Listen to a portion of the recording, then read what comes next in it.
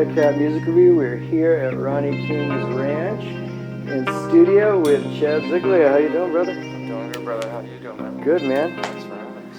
Thanks for having us. So, tell us a little bit how you got involved with Ronnie and Sean and the current project you guys are doing right now. In a nutshell, it's basically open a door, close a door, open a door, kind of the way we all met. But I was with this friend of mine.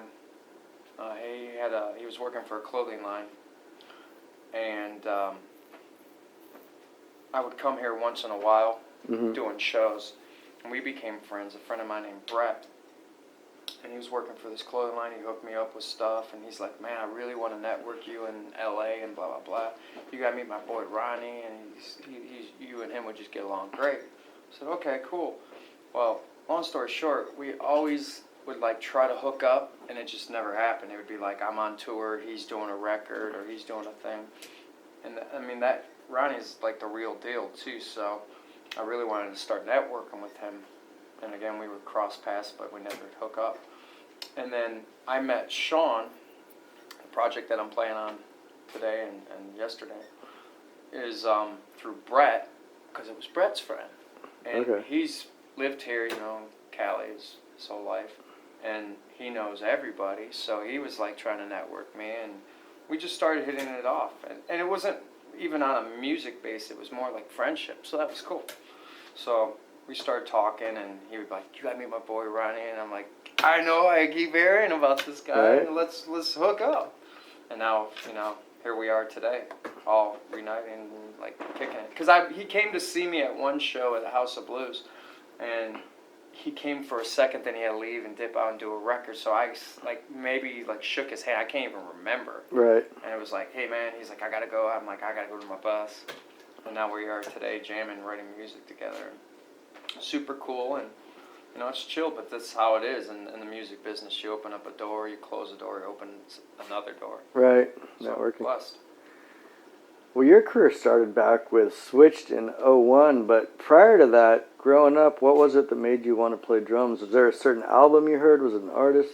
No, I mean, I grew up at a very, very early age, and my grandfather played Tommy Dorsey and Glenn Miller. Oh wow, okay. Yeah, in the big band era. Yeah, yeah. And you know, I kind of gravitated towards that when I was a kid, like 5, 6 years old. Like, you're not listening to that stuff, but I was, and I was really into it.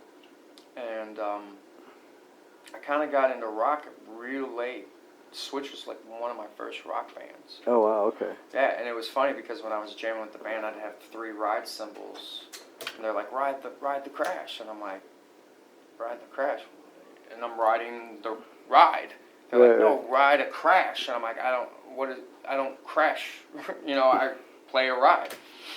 And then I started doing my homework and listening to all these different drummers. But it's always been in my family, music. You know, my grandfather, my mom, she was going to play for the Cleveland Orchestra, a flautist, and she had me. And so it was like, she went into music field of teaching kids, elementary, and then now she's doing high school. And I think she's close to getting her doctorate in music. Oh, wow. So she's very educated. And then my dad was a drummer just for fun. Mm-hmm. My brother played guitar here and there. But I was like the only person in our family that really took it to the next level. But they knew from the get-go that I was going to be a drummer. You know, my grandfather wanted me to play trombone at an early age, and I just didn't think this was masculine, pulling something to your mouth. You know? Right, so yeah. I was like, I think I'll play drums, Grandpa. But the days where he had a garden and he would pick green beans, I would dump them out and grab my grandma's spatulas and start playing on the bucket, and they knew it was going to spark an interest of me being a drummer, and here I am today. Right on. Well, with Breaking Benjamin and Black Label Society, you've pretty much been all around the world. Is there a Actually, not to interrupt you, I've never been around the world with Breaking Benjamin. Ben would never fly. No way, really? So we never had the opportunity to be overseas. I was overseas with my band before, after that, but he would never fly, so we just did unite. We were an American band like Grand Funk Railroad. Oh, wow, okay. Song. Is there a specific venue or place that you most like to play? Like if you could... I think every place I've played has its own mystique to it and its cool factor. The place that was like breathtaking though was the Gorge. When I did that, I think that was Ozfest with Switch, and you're just playing over cliffs and mountains, and I mean it was just, you couldn't fathom how beautiful it was. Like that, I've never done Red Rocks though. Oh, that'd be. I know, I've never done that. Breaking Benjamin did that with their previous drummer when I was in the band, but I never did Red Rocks, so I've never had that experience. But I've done every other place. But at each part, dude, I mean, you make the best out of it, even if it's a crappy club. That crappy club might have history. I mean, like, imagine playing CBGBs and be like, well, the police were here, you know. Yeah, absolutely, or Max. It's not the coolest looking, like, perfect air conditioning blowing on your head or anything, but it's like, it has that mystique to it. Sure. Who would you say are your, if you had to pick your top 3 favorite drummers right now? Wow. Who would you say? I can say my top 3 drummers that kind of got me to my style is, actually he's on my drum DVD that I just put out not too long ago. His name's Greg Bisonet. If no one's ever heard of that guy, check that dude out. He's one of the nicest guys, a great friend of mine. And I wouldn't even say that even if I didn't know him, but like he makes you feel like you know him when he plays.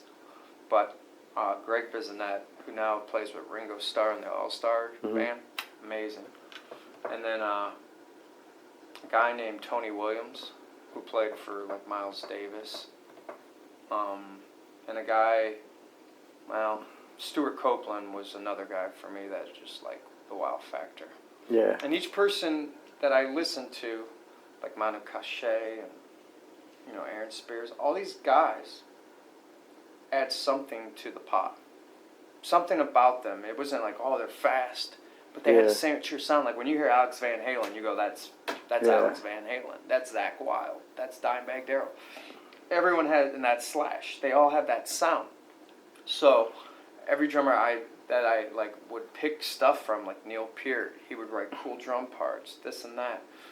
Those were the drummers that I liked. I wasn't just all about flash and fancy, fast stuff. Right. But I was more about a sound. Like, what are they adding to a band? Are they an attribute?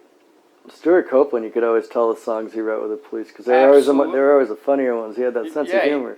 And you know, I was really into his playing about the way he, you know, syncopated the hi-hat, and he didn't just play a ride cymbal like all straight eights. He would stab it with the vocal melody. Yeah. But I was like infatuated with this one drop when I was starting to learn to play reggae, and I'm like, this is one drop. And then I found out it's not one drop that he's doing more Middle Eastern beats and stuff, and I was like, wow, I think he's like some punk reggae drummer. He's not. No, you hear songs like The Bed's Too Big Without You. He's a very sophisticated drummer, but like the way he played a hi-hat, you could hear it, and you'd be like, that's Stuart Copeland. Yeah. If you're telling me you play that just on a hi-hat and you know that's Stuart Copeland, you're a great drummer. You add something to that band, like Carter Beauford, you know, it's Danny Carey, you know, all those guys add something to the suit. And then, so Stuart Copeland was definitely one of my big influences, for sure. Right on. So what's the rest of the year looking like for you? I'm going to try to start working with Ronnie, you know, finally being on blind dates for, you know, 3 years and finally going, what's he look like? Is he cool, you know? Yeah. And he's so chill, dude. He's so easy to work with. And it's a privilege and an honor to be in his house and his studio. And it's like, not many studios you can go like, I'm hot, I'm going to just go jump in the pool right quick. Right. And it's literally open the door, jump in the pool. Boom. And the vibe in the studio, and you're in the desert, which I've never been in. It's really cool. It's a really cool vibe. It's chilled. And you're with all cool guys and girls and kicking it and just good camaraderie. It's a really good experience. Absolutely. Your time in Black Label, Zach he's got a work ethic, the whole GIFD thing. Was there anything you took away from that stuck with you? Just dude, I working with learned that a band? lot from Zach. I mean, this guy started, I want to say, 18 or 19 with Ozzy.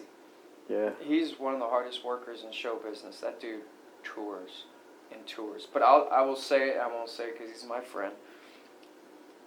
I have never had so much respect for a person because I practice all the time. And when you hear people like, oh, I don't ever practice, it's like, cool, I'll bake you a cake. You know, I got to practice. You might not have to. Right. But I love my instruments so much. And he's the same way. Like, every day off, he'd grab his guitars, his fiddles, and start practicing. I would never see that man just chill. Like, he always had a guitar. If you go on our bus, there's a guitar here. You go back in here, there's a guitar there. The dude is always playing. And he's always bettering his craft. And I think as musicians, we owe that to the people that we're passing the torch down. We want to make people feel good about themselves. We want them. Our job is when you're coming in and spending $40 a ticket, I want you to forget about your day. You know, your job sucked that night. I want you to forget about that. You know, so it's like, to me, I'm not a partier, but I'm more of a guy that's like blessed and honored to just be on stage. And never in a million years would I ever see people playing my air drumming my parts. I'd do that to Neil Peart. I wouldn't do it to my stuff. And it's like that kind of passing it down. And so I look at, we have a role. We have to be better at our craft. Some people get lazy. I'm not going to tell you who, but they get lazy and they're like, oh, I made it, I'm good to go. No, you have a duty, and your duty is to get better at your craft so you can turn people, onto different music. Right. And Zach, the ethic that he does, it's kind of like I said, passing the torch down. Ozzy showed him a lot of stuff. Mm-hmm. He took Ozzy's mentality and kind of kept it with the Black Label Society. Like when we did Unblackened, man, we were doing like 14, 15 hours a day for a week straight for this Unblackened acoustic thing at the Nokia Theater that we did. And I'll tell you, playing that show, and it was on Access TV, and it was live. So you mess up. Yeah, the whole world. Yeah, and it's like, I've done Jay Leno and all that kind of stuff, but it's one song. Right. You're playing a whole show. It's like you got to have the players that can keep the capability to do that, because it's an hour and a half's a long show to keep going for like live TV. There's going to be an accident somewhere or there. And just his work ethic, and he's such a cool guy, dude. Like, he's funny. You wouldn't think he's probably wants to rip your arms and legs off. Right. He's nothing like that, dude. He's the coolest teddy bear. But I mean, I wouldn't want to make him mad, but yeah. yeah, but I mean, he's so cool to work for. And the thing I learned about Zach was, with my previous guitar player that I played with, Nick, and JD, the bass player, they're all great musicians. And the thing that I learned was, when you're on stage, it's like a football game. They're your friends, your opponents, but you're going to eat them alive. And that's his mentality. He's like, I'm going to stomp a hole in this stage, and I'm going to make my trademark with Scully right here. And he does. But then he walks off stage, and he's the coolest guy. Yeah, he's super mellow. Yeah. He's so mellow. Right on. Where's a good way for people to find you that want to keep up with what you're up to? And Facebook, just my first and last name, Chad Szeliga. Twitter, same thing. YouTube, I have tons of stuff on YouTube. I want to start posting more stuff. I teach. I do Skype lessons. Oh, right on. I do home lessons. I've had people fly from Iowa and stuff like that. So they can find me all on that. Email, first and last name at Gmail.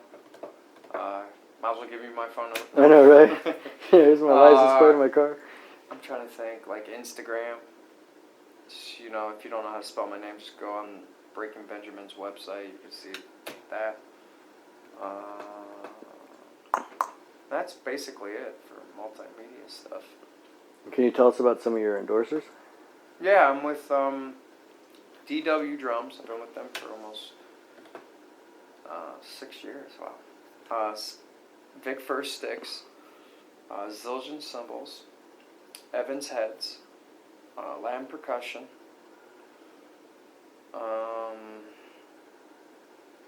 TuneBot, Grip Pedalers. They're like a foam that goes on the actual pedal.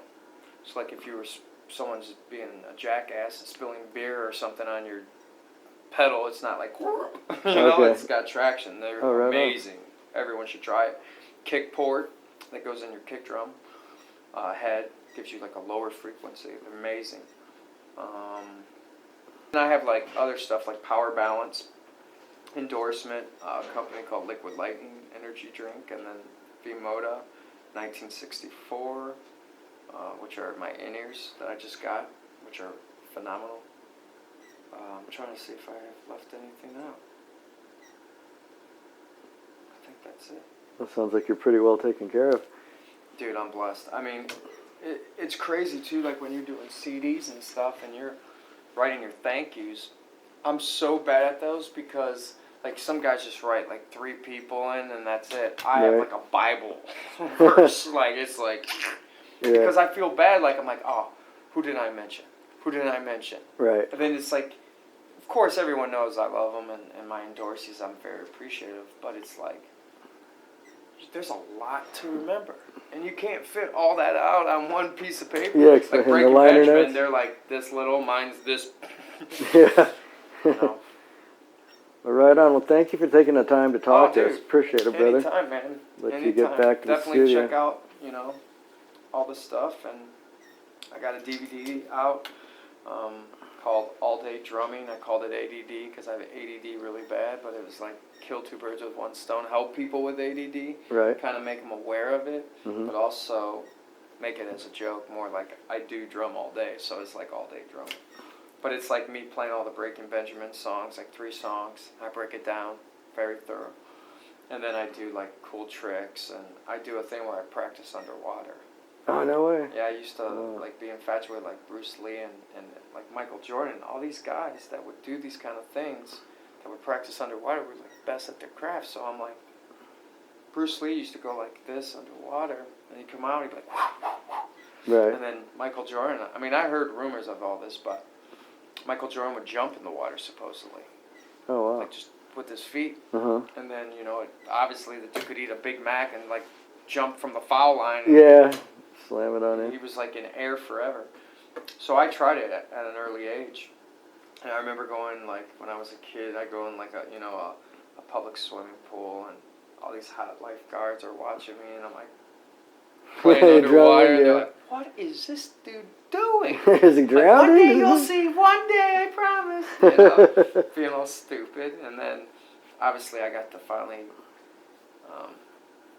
show people what really it is. And you don't do it for you drum for a week and you just practice putting your hands submerging underwater. You don't have to be in a pool or a hot tub. You can do it in a sink or whatever. And you just do this and then you close it for the next Building day. up the muscle memory, huh? Yeah, and what you're doing is you're going against a bounce on a drum. Drums are like about relying on rebound and being as relaxed as possible. So this is more of an endurance thing that really builds your muscles. And if you can make fast movements in water, you don't have that pressure pushing down on you. You play the drum set, your hands so fast that you have to teach your brain to slow down. So like going like that is easy for me. To some other people, it might be this, but I'm like, right. I can move quick because of going like this all the time underwater. So I kind of show that stuff in the DVD. And another person, he's my boy. My boy is Punk Your Chucks. His name's Matt Gomez. He does Chuck Taylors, and he designs them, like puts bands on it if you want it, puts whatever you want on your shoe, he paints, hand paints. Oh, no way. On the shoe, yeah. Go to punkyourchucks.com. Oh, wow. And another drummer that people need to definitely check out, he's a great friend of mine. He's probably one of the best showmen I've ever seen on drums. I mean, I've seen a lot of drummers. Is a guy named Zoltan Chaney. He plays for Vince Neil and Slaughter right now. This guy can take sticks and throw them at a wall and catch them and act like it was a boomerang. If I did that, I'd be like messing up the beat. Yeah. And you got to check out Zoltan Chaney. It's Zoltan, not Zoltar. Where's it like, oh? From the big movie. And Chaney, Chaney, is a clothing line called Chosen too. But phenomenal drummer, dude. Like I've seen him live. YouTube kind of does justice, but when you see him live, you're just like, And he's playing all the Motley Crue songs on top of it. But he'll stand up while he's playing the kick drum, and he plays his hi-hat cymbal like this. Oh, wow. He's taking sticks completely straight up, vertically, and balancing while he's playing with one hand and his foot's... I mean, this guy is like... He's a Circus Soleil, kind of like Soleil of the drumming. Yeah. Does all these crazy things. But yeah, so that's all that. Right on. All right, man. Well, thanks again. Anytime, brother. It's been a Thank you. pleasure.